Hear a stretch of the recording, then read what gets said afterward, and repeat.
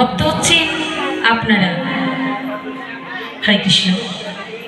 আপনাদের মতো ভক্তগণকে দর্শন করে ভগবান বলল, ভক্ত আমার মাতা পিতা, ভক্তই আমার গুরু, আর ভক্ত মোরে নাম দিয়েছে বাঞ্ছা কল্পতরু।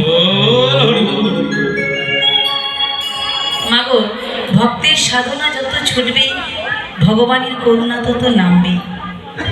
আসুন, আপনারা তো কলিযুগের ভক্ত মা, এইটা হলো পূর্ণভূমি মাটি, তাই যে মাটি কথা বলে জানাচ্ছ? যে মাটির ওপর এত আমাদের অত্যাচার, যে মাটির ওপর আপনারা বসে আছেন, এই মাটি কিন্তু কথা বলে মা।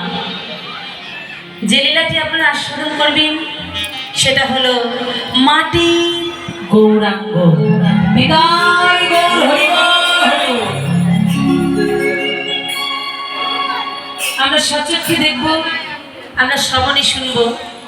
আজকে যে এই হরিবাসনের মধ্যে দেখুন, গৌরাঙ্গ মূর্তিখানি মাটি দিয়ে তৈরি, তো এই মাটি কিন্তু কথা বলে মা।